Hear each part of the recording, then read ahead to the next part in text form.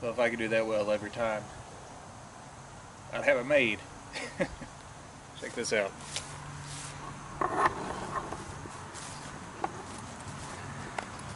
So this is, I'll show you a little bit better here soon, my Bear Whitetail Hunter. There we go. It is 55 pounds at 29 inches.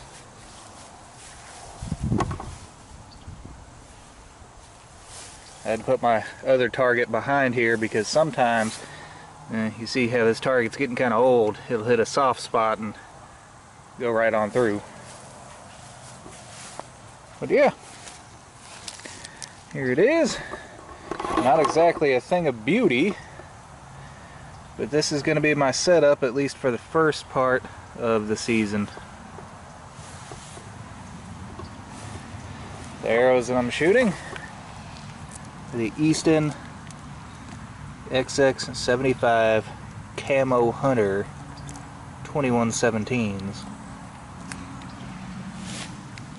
And you see how beat up the fletching is.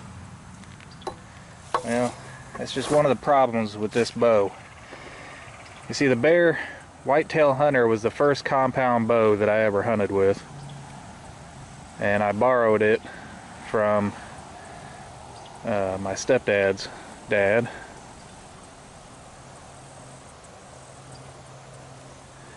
And if you can see right here on the cables, there's some orange. Yeah, that's from the fletching. So, you know, I installed a more modern rest on here that I could adjust a little bit better to try to tune this. I did the best I could. I've been tuning bows basically my whole adult life, and I did the best that I could. And still, because it hits those cables there among other things, it's just not as good as what it should be.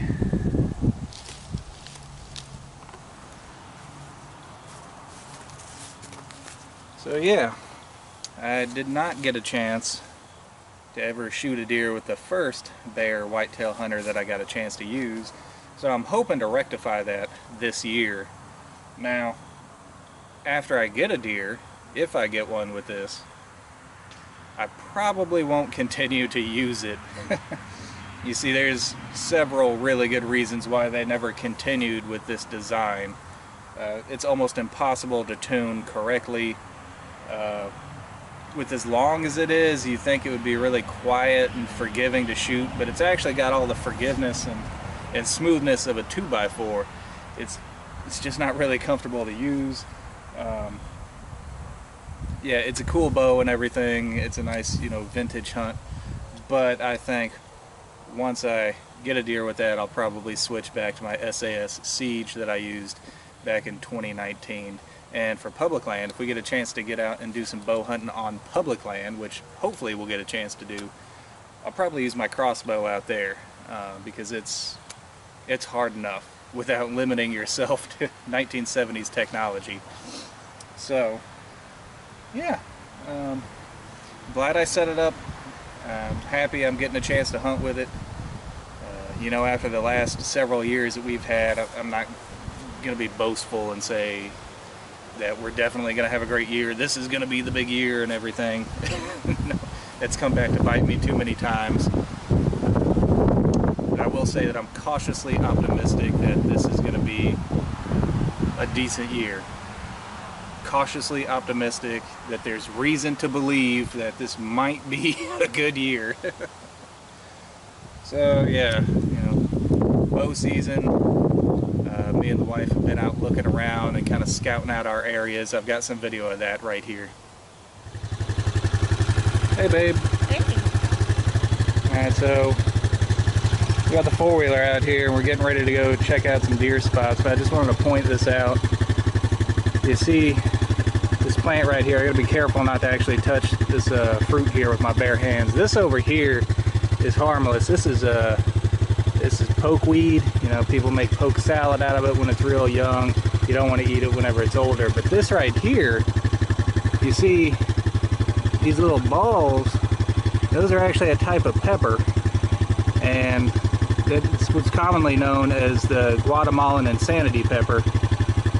And it has a juice in there from the seeds. The extract is so strong that it can cause insanity and sometimes death. So you got to make sure not to touch that at all. Actually, that's not true. I just made that up, but that would be crazy if that was true, right? Yeah, this is what's called creeping cucumber, and you can eat these whenever they're nice and green like this. They taste like just any other cucumber. Whenever they get really old, like this one here, you see how it's a very dark color, like a black olive. Those will give you explosive diarrhea, so stay away from those. But yeah, this is just something I wanted to point out. Alright, so this spot here is where we used to throw salt out at all the time, but due to the current regulations here, because the chronic wasting disease, we can't throw out minerals or salt or anything, but there's still enough here that whenever it gets hot out, the deer still dig it up. And sometimes we have standing water right here, but just look at all the tracks. Looks like a hog pen in here. They're definitely hitting this area. Now a lot of these tracks are fairly small.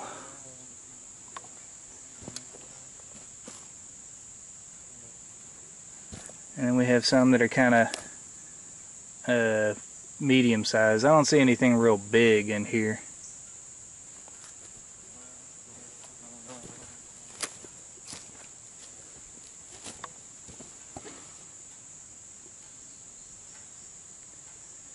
Yep. Let's go check out the apple trees up here.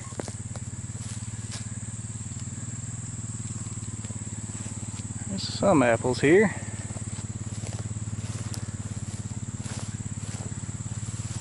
There's one.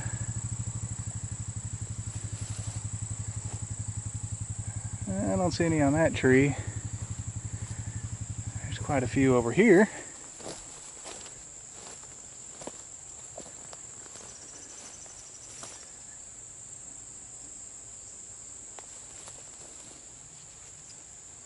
Yep. This one here, this is a Arkansas black apple tree, and this is the first year it's ever had any fruit on it. I see some way on up there. They did have a bunch on some lower branches, but the deer have been in here and they've already been eating a lot of these off of the lower branches, and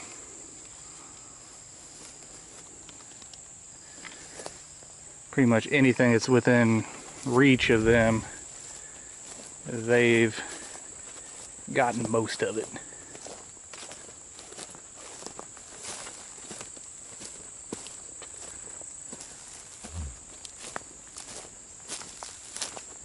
They're growing pretty good. See over here. Oh, they knocked over this thing. This right here is a crabapple tree, and the poor thing has been the same size for like the last, 5 years. Anytime it starts to get any size to it, the deer just come and bite it off right at the top. You see the deer pulled down this branch here, broken it off, trying to get to the apples. Look at that, some big ones. So yeah, not looking too bad. This looks like some type of goldenrod. Probably wrinkle leaf. There's the beautiful, lovely Miss Janta. Let's go check a trail camera.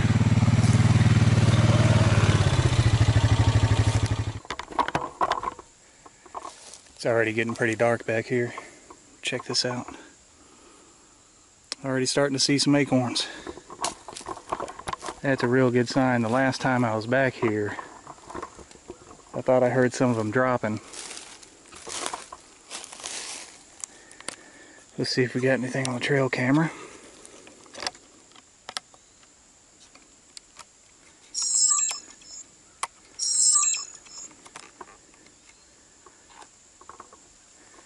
I usually set my tree stand up over there. It's 20 yards from this trail and 20 yards from the edge of the field back there.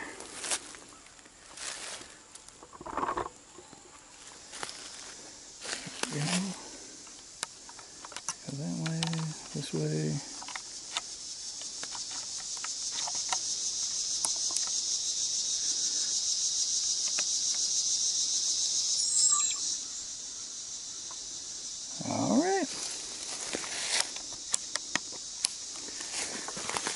And I'm also going to set another one out.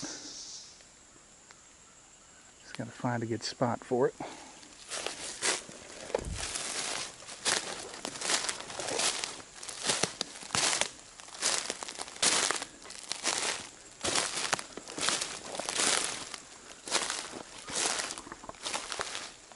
This poor thing right here is another crabapple tree. It was growing really good. It was about 6 feet tall, until the deer came up here and rubbed their antlers on it and broke it off just about at the ground. If we look over here, we've got a pear tree. And the pears are looking pretty good. See, it's still a pretty small tree. It's got lots of these pears on it. I tried one of these. Oh, look, they're already dropping. I tried one of these last time and it was really sweet, but still really firm. This might not be a bad spot here.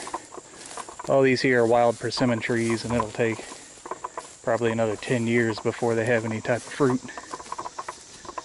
This one here is a much older persimmon tree, and it's got one little persimmon down there. I don't see any others. They hide pretty good. You gotta look at the underside of these branches. And I haven't seen any others on here. And I haven't seen any buck rubs. It's that time of the year where they should be rubbing their velvet off any time now. And usually this is one of the spots where you find a lot of rubs at. Look at these dogs. Little beagle puppies. That one there's Peaches. This is Hank. Hey Hank. And that one over there is Mo. And then his sister right there is Marge.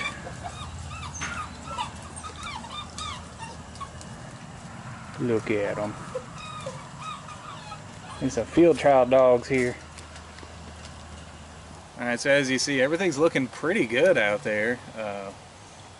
I checked the SD card on that trail camera, and it turns out that it was all jacked up. It didn't read right on there, and I had to reformat the card and everything. So now it's reading right. I put another trail camera out there, so you know, we'll see here in a week or two what's out there. So far I've got video of like 2 does in that area, which is fine for me. You know, I'll hunt whether the trail camera has anything up on there or not, but yeah, usually this time of the year is actually pretty good for bucks in that spot. There's usually a bachelor group or 2 out there. So yeah, looking pretty good. I am feeling pretty good about it, and you know, bow season, you know, it's always tough. It opens here on the 24th. That'll be our opening weekend, and runs through the first part of November. Then we have 2 weeks of muzzleloader season. I've got some new stuff to try out this muzzleloader season too that I'll show you guys in a future video. And then the weekend before Thanksgiving through January is our gun season here. So anyways guys, that's all the time that I have for today. I hope you enjoyed it, and until next time, thumbs up. Alright, so just a little sneak peek here for muzzleloader season.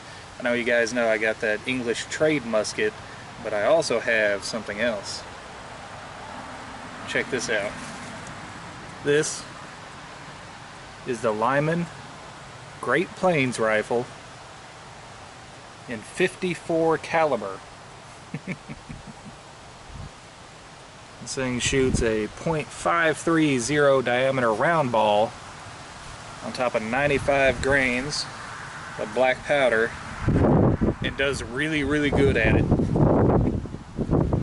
So, yeah, expect to see this.